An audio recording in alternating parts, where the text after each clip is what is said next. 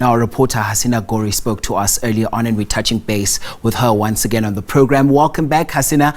I'm told there's an update that you have for us right now. What's happening there before court proceedings get underway? Lisi, the last time we spoke, it was quite a quiet morning here. But right now, I just want to give you a sense of the groups that have now gathered outside of the court. Here this morning, we have various different political parties who have gathered outside, coming out to say enough is enough when it comes to gender-based violence. We've seen one political party that's been here from the early hours, but now they're joined by various other different colors of the political party spectrum here. And what we've seen, what I can tell you is that court is expected to begin at 11 o'clock this morning. We're told that the proceedings will begin. I want to see if I can bring in someone from the ANC to speak to us at this point right now. We know we've spoken with her in the past as well outside court here. Menomvula Mokanyane, thank you so much for speaking to us this morning once again.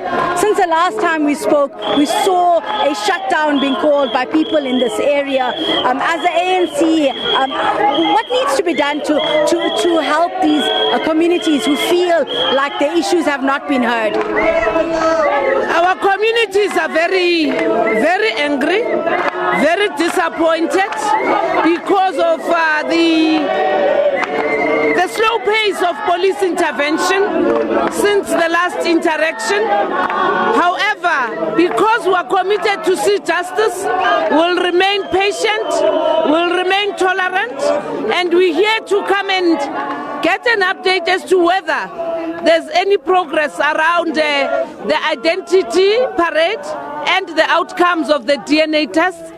Thirdly, we here, amongst others, to continue giving the families the support. These young women are not from Mogalen, but they're South African women. We are members of this community. I have no other home except this place. My kids have no other place except this place. But even if it was in Newtonage, even if it was anywhere in the Northern Cape, we must all stand together, united in our diversity, to condemn what has happened and to call on our justice system to improve its capacity, its turnaround time, and most importantly, to show compassion on the victims by providing psychosocial support, therapy to the families. We have been in touch with some of the families, not all of them, and we do believe that amongst other things that we have to attend to as a nation, it's this issue of human trafficking, it's the issue around the exploitation of young girls, and we also have to empower young girls in terms of understanding the kind of world that we live in. A lot has been done, a lot has been said. I think it is up to all of us as a nation to put aside our political differences. Don't politicize this thing. This is a scourge that affects the nation. It is something that can't be apportioned to one party or one organization.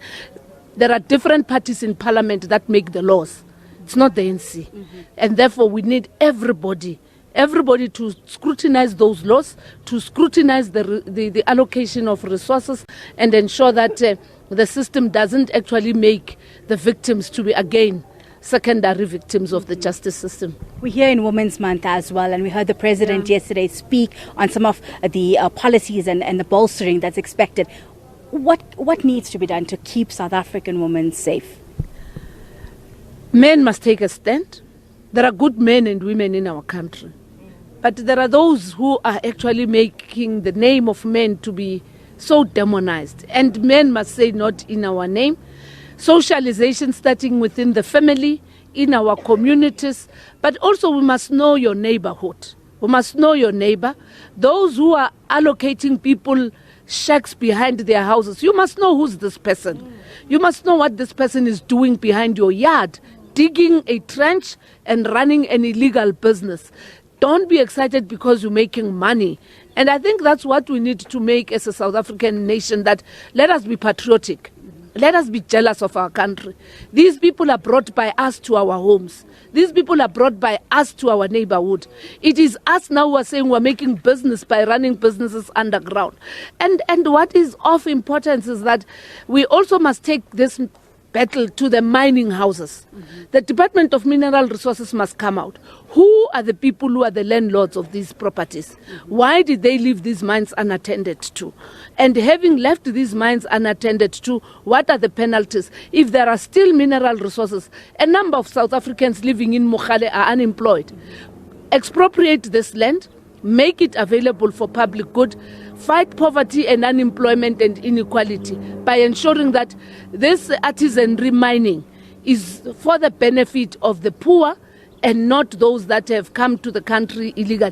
But also the criminal justice system must investigate. How does a 12-year-old Mosotho, Mozambican, Zimbabwean end up here? Our borders are porous. But also who brings them here? Because we can arrest as many Zamazamas as possible. But if we're not going to deal with the big guns, surely they are in Grootfontein now, surely they are in Welkom now. And as they say, once they are done with you, it's either they kill you or they leave you there to fend for yourself. These young boys must also be saved because they are also victims of abuse. And only through the Department of Mineral Resources we can expose even the big functioning mining houses that are actually accessing this gold dust and trading through it. Nobody in Kagiso can buy this gold. Nobody in Manseville, nobody in Krugersdorp. So where does this gold go to? It is those things that we need to deal with. The mining community is not innocent. They take our mineral resources, now they kill our children, now they rape our girls, and none of them have even come out. None of the mining houses that mine here in Mogale have come out in solidarity with these women. None. And it's a shame on them, but it shows the debt and the cold-heartedness of capital. Thank you so much. That was Nomvula Mokonyane speaking to us here outside the Krugersdorp Magistrate's Court, touching on various different issues here. One of around the gender-based violence here in the country, calling on men to also take a stand and say not in the name, but also bringing up quite a lot of the important issues that this case has highlighted. One of who is responsible for bringing these illegal miners, some of them, as we've heard, underage, as young as 9 or 12 years of age. Who brings them into the country? Who are operating these mines? Important questions which have been highlighted over the last 2 weeks as we went through and we followed this case of illegal mining in the area of Kagiso, as well as Mogale City, Krugersdorp, all of those. And these are questions that need some kind of answers. And as you heard from Mokonyane telling us that it's for the mineral resources to also come to the party, and speak out, but also an issue of when it comes to this case and the gender-based violence, as who is responsible for the production crew as well. Whether or not there has been any kind of update with regards to those that may have perpetuated this crime. We're told that court is expected to start at 11 and it's yet to be seen. We're told that there may be some linkage that has been found, but so far we have no confirmation of whether or not that is true as yet, whether any of those 81 that are in court are facing any other charge but that of the contravention of the Immigration Act, that's been for being in the country illegally. We're yet to see that. We'll find that out when we get to court at 11 o'clock. But also, we also know that from that 81, 20 of them we know were minors, but we're told that age analysis were also done on many of the others that were there, and there could be more that could be seen to be minors. Many of those that we've seen over the last week really telling us they don't know their age, they're unaware of with any documentation how old they really are, so they've just been allocated an age but maybe way younger. So this is what we can expect when we get into that immigration court today, later this morning. But for now, Mkolisi, back to you in studio. Hasina Gori out there in Krugersdorp for us. Thanks very much indeed for that update.